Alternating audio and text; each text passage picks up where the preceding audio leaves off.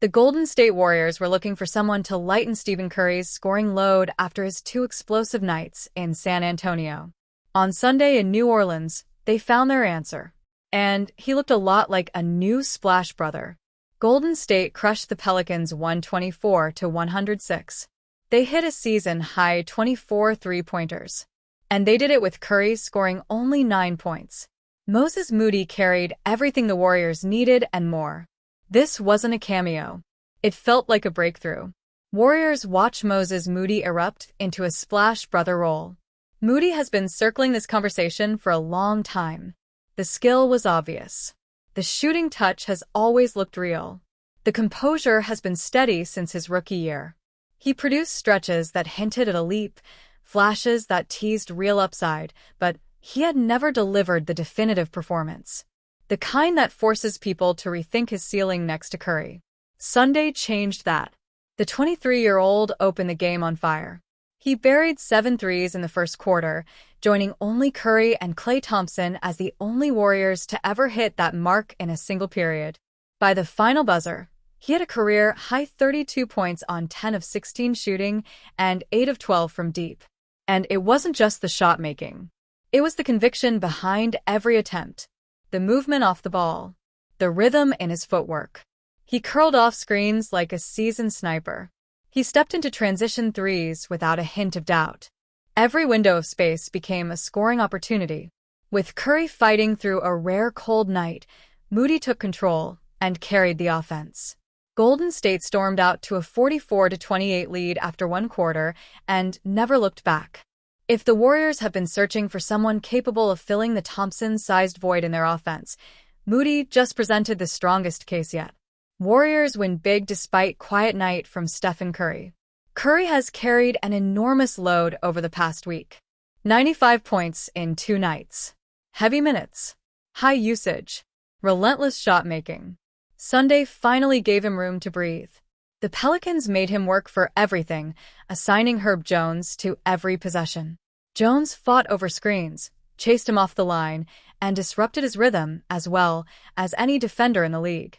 Curry finished with 9 points on 2 of 11 shooting, plus 5 rebounds and 3 assists. Golden State responded exactly the way a balanced team should. Shots were falling from everywhere. The pace stayed high, the spacing held up, and New Orleans struggled to generate momentum. An 8-0 burst just before halftime reset the lead and put the Warriors back in full control. And in the bigger picture, the night showed something important. Golden State can win without Curry carrying them. Brandon Podziemski answers Steve Kerr's challenge. The Warriors also got a strong bounce-back performance from Brandon Podziemski. Draymond Green mentioned earlier this week that Steve Kerr challenged the young guard to raise his level. Podziemski responded. He scored 19 points on 8 of 13 shooting, added 3 rebounds and 3 assists, and committed 0 turnovers. He also went 3 of 7 from 3. The pace stayed steady whenever he touched the ball, and the decision-making remained sharp throughout his minutes. Even with Will Richard starting in his place, Podziemski gave the bench the stability it needed. The growth from Podziemski over the last 3 games has been noticeable. He looks more aggressive, more comfortable, more in command. These are the minutes the Warriors will need as the season gets heavier. Veterans keep the Warriors organized. Jimmy Butler was efficient again with 18 points, 10 assists, 3 rebounds, and 3 steals. He kept the offense balanced while Curry drew constant attention. Draymond Green filled every gap, finishing with 8 points, 10 rebounds, 6 assists, and 2 steals in under 25 minutes. The blowout allowed Kerr to manage minutes. Nobody played more than Moody's 33. Curry played just 28. And the Warriors didn't have to push anybody after a heavy travel week. Notably, Golden State did not face former champions Jordan Poole or Kevin Looney. Poole remained out with injury. Looney was active but did not play. What comes next for Golden State? The Warriors have now won 3 straight for the first time this season. The pace is better. The bench looks sharper. And the group finally resembles a team that can win in multiple ways. A tougher test awaits in Orlando against the Magic on Tuesday. Even so, the focus going into that matchup centers on Moody's rise. His shooting, activity, and confidence have changed the rhythm of the offense. If that surge keeps building, Golden State's search for a new splash brother might already be finished. Three-time NBA Sixth Man of the Year Lou Williams has urged the Golden State Warriors to go all in on a trade for Dallas Mavericks big man Anthony Davis. Speaking on FanDuel TV's Run It Back on Monday, Williams explained why the veteran Warriors, led by Stephen Curry, Draymond Green, and Jimmy Butler III, would be the perfect spot for Davis in the final phase of his career. "I like this," Williams said, stressing that both the Warriors and Mavericks have a lot to gain from the move, especially if Jonathan Kuminga is a part of the trade. "I like this especially for Dallas," he continued. "You've got to get as many young pieces as you can right now, get rid of all the old, and start fresh." Potential flag, Kuminga pairing.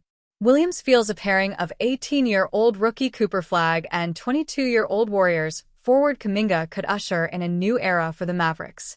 "You bring in Kuminga, add him with Cooper Flagg and some other young pieces. I really like this a lot for Dallas," he said. As for the Warriors, Williams believes the Steve Kerr-led team is better off parting ways with its young core and instead pursuing a championship led by Curry and Davis. "The Warriors have shown that the more talent they have, the more they can make a splash in the West," he said. "Obviously, you put AD with Steph Curry, Draymond, and Butler, you give yourself an opportunity to win a lot of basketball games." It won't be an easy task for the Warriors to build a trade package to acquire Davis, who is owed $54.1 million this season. Golden State would essentially have to package Jonathan Kuminga, Moses Moody, and Buddy Hield, along with draft assets and other contracts, which may not be permissible under the NBA's new CBA. Warriors have daydreamed of AD. The chatter of a potential Anthony Davis to Warriors trade began soon after the Mavericks fired GM Nico Harrison, signaling their intention to start anew. According to the San Francisco Standard's Tim Kawakami, the Warriors have dreamed about acquiring Davis for years, but could be hesitant due to his injury history. "The Warriors have daydreamed about Davis for years, so anything is possible, especially with Dallas possibly approaching sell-off mode," he wrote. "But the AD/Warriors moment likely has passed," he continued. "Davis is an old 32, often hurt, currently hurt, and Dallas just fired the guy who made the worst trade in recent NBA history to acquire him last season. The Warriors don't need to add anybody that expensive and that prone to miss a month at any time." With Davis, calf, currently sidelined with injury, many have urged the Mavs to hit the reset button and usher in the Cooper Flagg era. Sports Illustrated's Chris Mannix reported that the Warriors have internally discussed blowing up the roster. "As for what's next, I'm told that Mark Cuban, the Mavs' minority owner who was exiled from basketball operations by Harrison, is back at the table," Mannix wrote. "I'm also told that radical roster changes have already been discussed by Dallas's New Brain Trust. Big changes could be coming to Big D." The Golden State Warriors spent the offseason weighing big moves, and Draymond Green made sure his voice was heard. His stance on Lauri Markkanen shaped NBA rumors that soon followed. It started as a quiet internal conversation, the kind teams usually keep buried. But Draymond didn't hesitate. He warned the Warriors front office not to push too far, not to give up young talent, not to walk into a negotiation with Danny Ainge unless they were prepared to lose more than they gained. According to Anthony Slater, Green didn't simply offer a veteran's opinion, he stepped in early. He urged the team to stay grounded and remember how these high-stakes discussions tend to end. Ainge rarely blinks. The price for Markkanen would have meant picks, prospects, and pieces that matter for the Warriors' long-term stability. Draymond respected the talent, but not the cost. And he made that clear. The what-if for the Warriors that won't go away. Months later, the league has its receipts. Lauri Markkanen is torching defenses with the Jazz with effortless 30-point nights and almost 40% shooting from deep.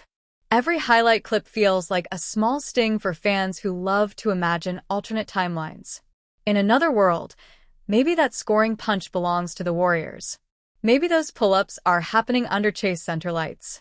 Instead, the Warriors kept their core intact. They kept the youth. They kept the flexibility they believe will matter when the season tightens. Draymond stood by the philosophy that built 4 championships. Trust your identity, trust your timeline, trust the room. But the NBA rumors won't stop. Not yet. As Markkanen continues to rise, the question grows louder. When the season hits its defining stretch, will Draymond Green's caution look like veteran wisdom or the move the Warriors let slip away?